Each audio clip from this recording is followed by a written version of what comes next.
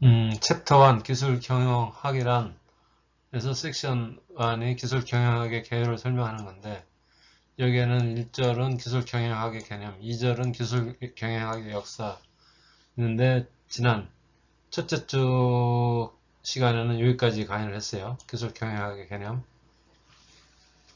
첫째 시간에는 오래간만에 강의 듣는 거라 지루할 것 같아서 일단 기술 경영학의 개념 정도만 소개를 하고 끝을 냈습니다. 오늘부터는 기술 경영학의 역사부터 시작을 합니다.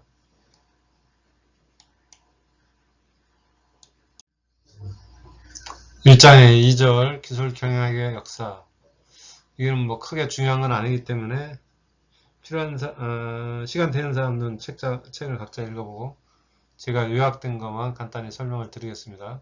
근대 이전 공학과 상업의 지위, 공학과 상업의 지위가 어땠었냐? 옛날부터 산업공상이라는 말들이 있었다.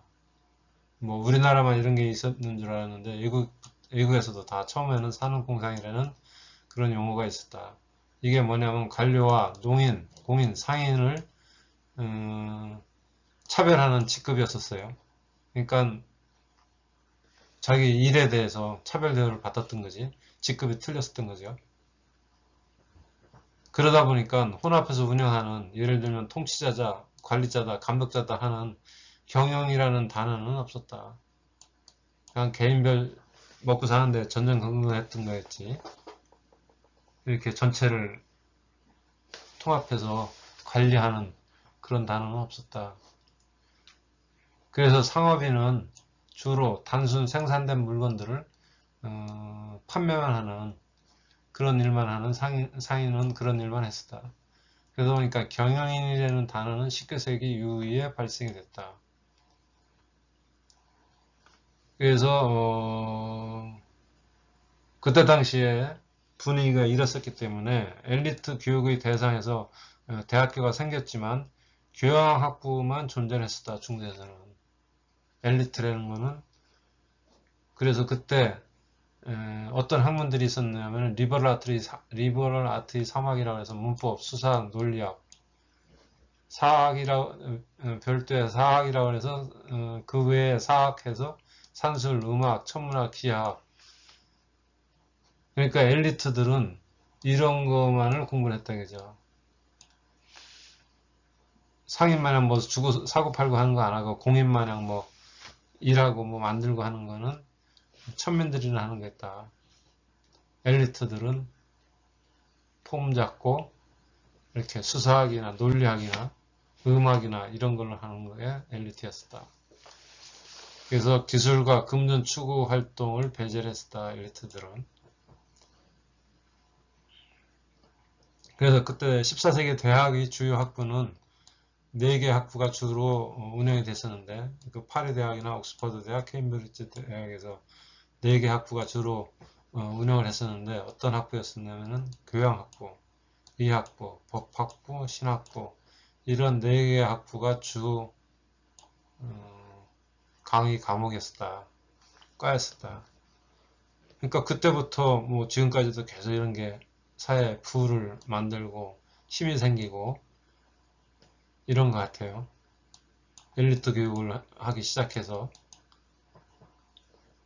그러다 보니까 상인이다 공인이다 이런 거는 어떻게 보면 약간 천민 계급이었었죠. 그러다가 18세기 말이 돼서야 상업이다 공업이다 하는 교과목이 정식으로 대학교에 추가되기 시작했다.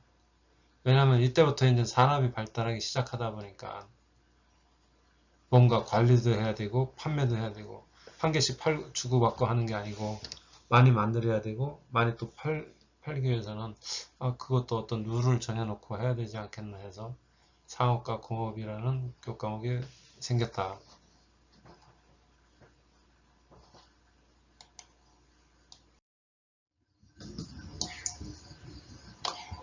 그래서 엔지니어링 교육의 진화, 공학의 교육의 진화가 18세기 때나 되어서 상업이나 공학이 대학의 과목으로 선정이 되어서 그 이후로 어떻게 진화가 되었나 한번 봅시다. 18세기 대학 교육과의 변화, 유럽에서 전문 기술학교들이 등장이 되었다. 특히 프랑스가 선도를 해서 1740년대 이후에 토목학과, 공명학과, 강업학교들이 만들어졌고 1796년에는 에콜 폴리테크닉이라는 폴리테크닉 대학이 만들어졌었다. 이거는 중세의 휴머니티나 리버럴 아츠와 완전히 상이한 교육과정이었다. 중세 엘리트들은 어떤 것을 했었죠? 교육학부를 우선으로 해가지고 법학이나 아니면 논리학이나 아니면 수사학이나 이런 것들이 엘리트들이 할 수 있는 교육이라고 해서 그런 과목들만 교육을 했었죠. 그러다가 이런 공병학교, 광업학교가 생기면서 철저히 세속화와 전문화의 길을 가도록 길로 유도하기 시작을 한 거죠. 이후에 19세기 후반에 이르러서 독일이나 영국으로 이런 대학들이 확산이 돼서 프랑스의 공학 교육 제도를 참고해서 이쪽에서도 그런 대학들이 만들어졌다. 상업이나 공업 관련된 대학들이 만들어지기 시작했다. 그래서 런던 대학 토목공학과는 1870년대에 설립이 되었고 미국은 1817년에 군사학교에 최초로 기계공학 과목이 개설이 되었다. 특히 1862년에는 모릴 토지기증대학법이라고 해서 주립대학이 공과대학을 설립하기 위해 국유지를 기증받을 수 있는 법을 제정을 해주었다. 이 정도로 정부에서 적극적으로 이런 상업이나 공업의 전문화의 길을 걸을 수 있도록 학교들의 교과목 같은 걸 개발하기 시작했고 대학들도 전문 대학도 세우기 시작했다. 그러니까 공업이 제대로 공학이 학문으로서 제대로 하기 시작한 거는 18세기 그러니까 1700년대 후반에서 1800년도 초반 그러니까 지금으로부터 1800년이면 1900, 2000 한 200, 한 50년 정도 된 거네요. 공업 학교가 처음 만들어지기 시작한 게.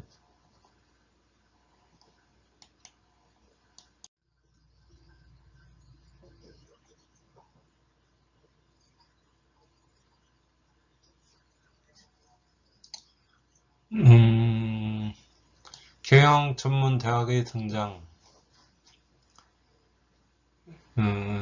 산업이 발달되기 시작해서 상업이라는 과목도 생겼고 공업이라는 과목도 생겼죠. 18세기에 교과목들이. 그러다 보니까 이게 단위가 커지다 보니까 이제 옛날 산업공상이라는 직급만 갖고는 안 되겠죠. 그래서 이거를 전체를 아우러서 관리할 수 있는 경영자가 필요하게 되는 거죠. 그러다 보니까 경영 전문 대학이 드디어 등장하기 시작했습니다. 그래서 프랑스가 항상 선두가 돼서 1819년에 ESCP 유럽이라는 대학이 설립이 되었는데 이거는 어떤 대학이었냐면 세계 최초의 경영 전문 대학이었습니다. 그 뒤에 다른 나라로 이런 게 이제 전파가 돼서 미국이 열심히 추격하기 시작해서 1881년에 펜실베이니아 대학의 와튼 스쿨이라는 대학을 설립해서 미국 최초의 경영 대학이 만들어진 거죠.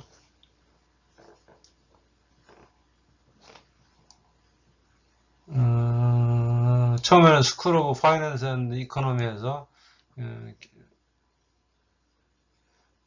자본과 경영학교라는 개념의 전문학교였었는데 1972년에 와튼 스쿨로 이름이 개명이 됐네요. 그래서 상인, 기업가 훈련이 도제식 과정을 탈피하는 계기가 되었다. 정식으로 경영 전문 대학이 생겨서 도제식 과정을 탈피해서 어떤 정통적인 학문을 하기 시작하게 되었다. 그 다음에 1908년에 하버드에 비즈니스 스쿨이 생겼고 1919년에 벱슨 칼리지라 해서 창업기업 경영을 전문으로 하는 대학들이 생기기 시작했다. 그러니까 경영대학이 생기기 시작한 것은 1800년대 말 1820년 19년에 처음 생겼었지만 파리에서만 처음 프랑스에서만 생겼었고 그 뒤에 미국에서 정식적으로 크게 생기기 시작한 것은 1800년대 말 19세기 말이나 20세기 초에 전문적으로 생기기 시작한 거죠.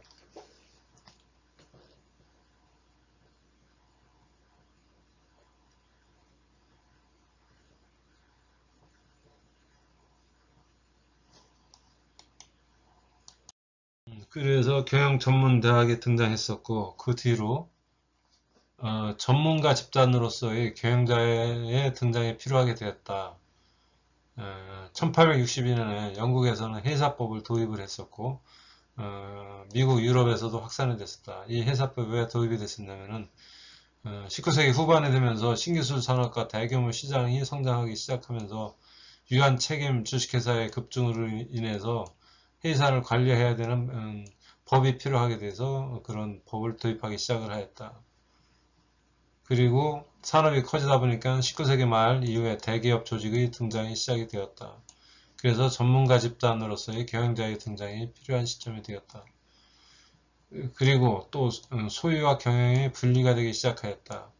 그전에는 소유 경영자 아니면 자본가, 돈 많은 사람들이 상인을 하면서 만들든지 상인을 하든지 했었는데, 그것도 이제 개인이 혼자 운영을 했었는데, 그것도 한계가 있죠. 사람의 한계.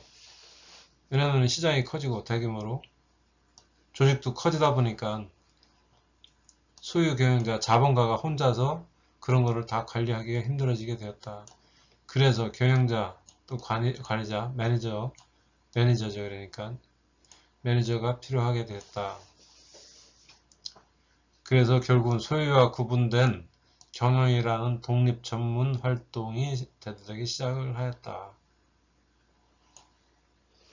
19세기 말 이런 산업이 커지기 시작하면서 이런 소유와 경영의 분리가 되기 시작했고, 거기서 경영자가 필요하게 되어서 새로운 매니저라는 이런 직함이 만들어지게 되었고, 경영자가 발생하기 시작하였다.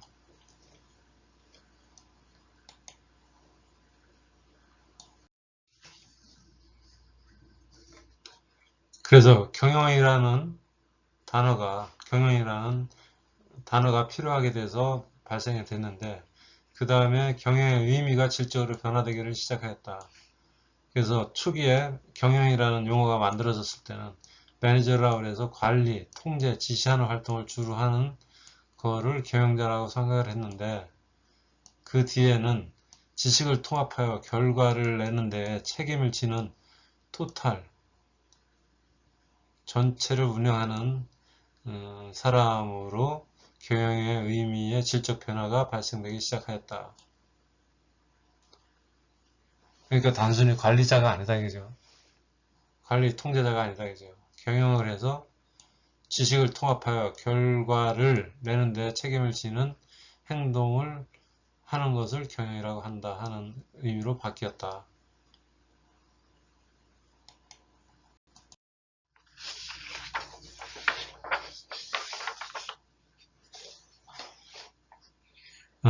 그래서 경영 전문대학까지 생기더니만 결국은 공학과 경영학의 융합이라는, 엔지니어링과 매니지먼트가 융합이 되는 그런 학문까지 나오게 돼서 기술 경영학이라는 게 만들어지게 된 거죠. 그래서 1870년대에 스티븐스 기술대학이라고 미국에서 만들어졌는데, 여기에서는 처음으로 공학교육기관에서 최초로 PhD 철학 박사 학위까지 수여를 했어요.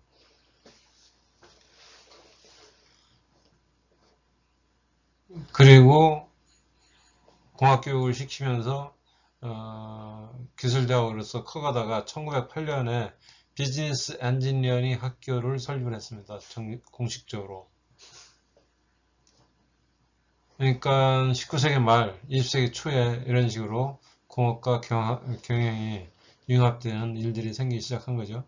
1967년에 미주리 과학기술대학에서는 공학경영이라는 학과를 개설을 했고, 1980년대 워익대학, 영국에서는 공학경영학위를 부여하기 시작했어요. 그러니까 경영, 공학 이런 게 분리되어 있고 하다가 다 합쳐져 가지고, 옛날에는 상업위주의 경영이었었죠. 그러다가 공학 위주의 경영으로 바뀌어가는 거죠. 20세기 후반에 1960년대, 1980년대 이후 MIT, 스탠포드, 칼텍 등에서도 이런 이런 학위가 부여되기 시작했고, 그래서 궁극적으로는 공학과 경영학이 융합이 돼서 초기에 제만 부분 기능에서 시작을 했다가 이제는 사업의 전체를 컨트롤할 수 있는, 전체를 보고 컨트롤할 수 있는 그런 범위까지 커진 거죠. 그래서 결국 좋은 성과를 내는 데까지 할 수 있게끔. 그러니까 어디나 마찬가지겠죠. 규모가 작은 데하고 중소기업하고 중견기업하고 대기업하고 이 경영자들이, 실무자나 경영자들이 바라보는 범위, 폭, 눈이 다 틀린 거죠. 그거는 외국이나 우리나라나 똑같은 것 같아요. 국민소득이 이렇게 올라가면서 사회 분위기나 조직이나 이런 것들이 다 바뀌는 거 보면은 우리가 선진국 하는데 그런 선진국은 우리보다 좀 더 앞서가 갖고 이런 걸 했던 거고, 우리는 후진국이었다가 선진국으로 가다 보니까 그 전에 출장을 가서 미국이다, 프랑스다, 유럽이다 다를 보면 되게 부러웠었는데, 최근에 나가서 보면은 우리나라랑 별 차이가 없네, 아니면 어떤 경우는 우리나라가 훨씬 더 좋아졌네, 이런 거를 많이 느끼게 돼요. 그런 건 우리나라가 국민소득이 지금 4만 불까지 올라갔으니까, 그 전에 제가 출장 다니고 할 때는 뭐 2만 불도 안 될 때였었으니까, 그때 정확하게 얼마인지는 모르겠지만 하여튼 제가 1980년도 중반에 처음 출장 나가기 시작했었으니까 1986년도에 영국으로 출장을 제일 먼저 갔었어요. 처음으로. 그때 가서 보니까 너무 좋은 거예요. 너무 시스템도 잘 돼 있고 부러웠었는데, 최근에 가서 보면은 왜 이렇게 발전이 안 됐지? 그때랑 지금이랑 별로 변한 게 없네, 이런 생각이 들 정도예요. 그런 식으로 국가나 개인이나 그 소득에 따라서 모든 게 바뀌고, 이런 조직 운영하는 개념도 바뀌고, 기업체도 소규모냐 중소기업이냐 대기업이냐에 따라서 경영자들의 그 포지션이 틀려지는 거죠. 그래서 결국은 산업공상부터 시작해갖고 경영학문까지 만들어져서 결국은 공학과 경영학이 융합되는 그런 시대까지 와 있는 거죠. 그래서 중간에 산업공학이라는 게 생겼다가 흐지부지 됐다가 기술경영이라는 걸로 다시 융합이 돼서 최근에는 기술경영학문을 많이 가르치고 있는 거죠. 그러니까 옛날에는 사업이 주가 되는 경영학문이었었는데, 지금은 기술이 점점 더 중요하게 되다 보니까 기술이 관점이 되는 경영학을 공부를 하게 됐다, 이렇게 생각하시면 되겠습니다.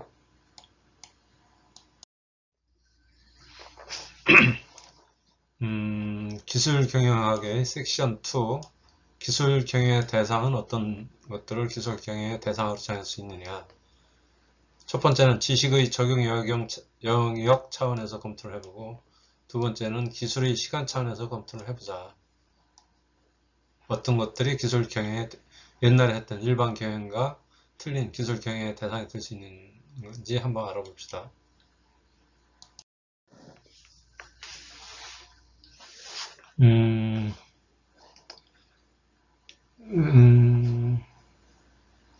그럼 기술 경영의 대상을 어떻게 정할 거냐. 초기에는 일반 경영의 대상은 비기술 또는 로우테크 제품, 간단한 기술을 갖고 있는 제품을 대상으로 하는 것을 일반 경영이라 하고, 기술 경영은 하이테크, R&D 관리에 기반을 둔 제품 또는 서비스를 대상으로 하는 것을 기술 경영이라고 이야기를 했었다. 근데 한번 보자, 그지? 그렇게 나눠줄 수가 있는지.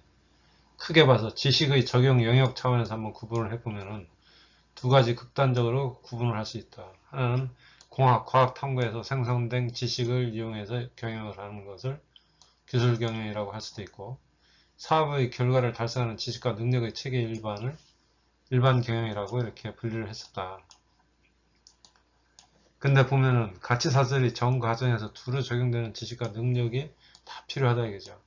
그래서 기록, 홍보, 의사소통, 행정관리 이런 단순한 거는 일반 경영, 제조, 수송, 보관, 통신, 검사 뭐 이런 것들은 좀 더 복잡하니까 기술 경영, 이렇게 나눌 수 있는 이야기죠. 그래서 지식의 적용 영역 차원에서 볼 때 일반 경영과 기술 경영의 구분은 쉽지 않다.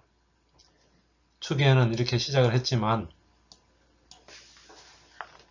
실제 시간이 지남에 따라서 이렇게 진행되는 내용들을 보니까 일반 경영이다, 기술 경영이다 이렇게 구분을 할 수 없고 모두가 다 기술 경영에 해당될 수가 있는 거다.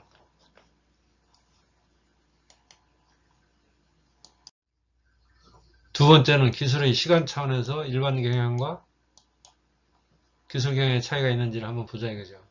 근데 여러분들도 알겠지만 모든 혁신 지식은 등장할 때마다 새로웠다. 그게 로우테크든 하이테크든 뭔가 새롭게 처음 등장하면 항상 새로웠었다 이거죠. 모든 혁신 지식은 필연적으로 시간이 지나면 관행으로 바뀌고 진부화 된다. 근데 여러분들도 경험했겠지만 시간이 얼마 지남에 따라 그냥 당연한 걸로 생각되고 진부화돼서 또 새로운 제품이 나오더라. 그럼 그거 하나는 옛날 제품이 돼버린다. 예를 들자면 전화기, 휴대폰 등 수도 없이 많이 나타났다 없어지는 신제품들이 많았다. 즉 항상 새로운 제품이 나타나게 돼 있다. 기술 혁신이 필요하게 된다. 그러니까 시간에 따라서 신제품이다, 아니 기술 경영이다, 일반 경영이다 이렇게 나눌 수도 없다. 그러니까 분야, 영역에 대해서도 나눌 수도 없고 시간에 대해서도 나눌 수도 없고 초기 학문을 만들다 보니까 옛날 거에 대비해서 조금 차별을 두기 위해서 기술 경영 이렇게 했는데 시간이 지나다 보니까 결국 그게 그거더라. 결론적으로 말하면 일반 경영과 기술 경영의 차이는 없어지고 있다. 거의 없어졌다. 그러나 요즘에는 일반 경영이 된 게 일반화가 되어 있다. 그러니까 모든 기술 경영의 대상이 따로 있는 게 아니라 모든 것들이 다 기술 경영의 대상이 되는 거다. 이런 의미죠. 예를 들자면 하이테크 기술 경영이라고 했던 코닝의 광섬유 사업 진출을 한번 봅시다. 기존 사업에서 축적된 강점에 기반한 다각화를 해서 기술 로드맵과 기술적 돌파를 새로운 신기술적 돌파를 해서 전통 기업에서 연구 개발형 기업으로 변신을 했고 제휴를 통한 개발 자금 조달과 시장 진출을 했고 대기업의 오만을 틈타서 신시장을 공략을 해서 치밀한 특허 관리 전략을 했고 그래서 지금은 엄청난 파워를 가지고 있는 하나의 회사가 되었다. 그러니까 기존에는 어떻게 되면은 기존 사업에서 축적된 강점에 기반은 다 아까 했으니까 로우테크 쪽에서죠. 단순 생산하는 거. 그러다가 세계 시장에 진입을 하기 위해서는 새로운 기술이 필요하기 때문에 이런 식으로 기술 로드맵, 연구개발, 자금 조달, 신시장 공략해서 지금은 세계적으로 인정받는 그런 회사가 됐다. 그러니까 처음에 일반 경영이었다 기술 경영이라고 했는데 이렇게 구분을 할 수 있냐. 이런 예가 있고 그냥 전반적으로 전체가 다 기술 경영이다 그죠. 예를 들어서 로테크 기술 경영이라고 하면 로테크라고 하면 뭐 우리 앞에서는 초기에는 일반 경영으로 생각을 했었죠.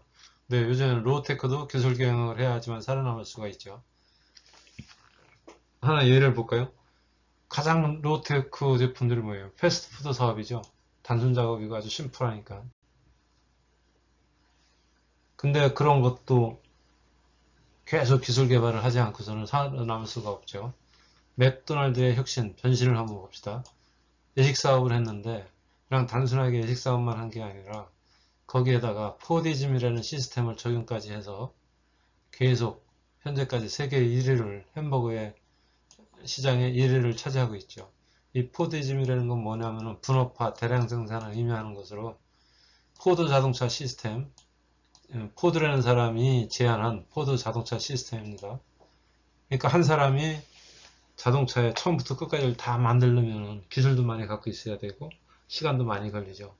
그러니까 대량 생산을 하기 어렵죠.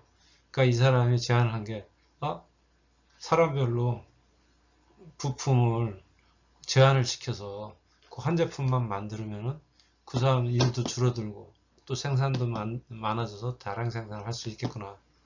이걸 적용을 해가지고 포드라는 자동차를 세계 1등 자동차로 만드는 거죠. 이 사람이. 아주 좋은 제안이죠. 어떻게 보면 노동자들을 노동에서 좀 벗어날 수 있게끔 해준다는 생각에서 했던 거였죠. 너무 힘들으니까 힘들었는데 생산성은 안 오르고 한 사람이 혼자 다 하면은. 근데 지금은 그게 노동자들을 또 갉아먹는 그런 시스템이라고 또 욕을 먹고 있죠. 왜냐하면 한 자리에서 똑같은 것만 반복적으로 하니까 이게 인간이냐 사람이냐, 화장실 가는 것도 제때 못 가고 쉬는 시간에만 가야 되고 자동으로 계속 돌아가고 있는데 자기가 중간에 빠져서 그 타이밍에 제품을 공급을 못하면 전체 라인이 쓸 수밖에 없잖아요. 그러다 보니까 노동자를 위해서 만든 시스템이라는 게 지금은 노동자를 이렇게 어떤 감옥에 갖다 놓고 하는 시스템이 되어 있는 거죠. 그런 식으로 세상은 바뀌어가고 있는 거예요. 또한 스타벅스 커피, 단순 커피잖아요.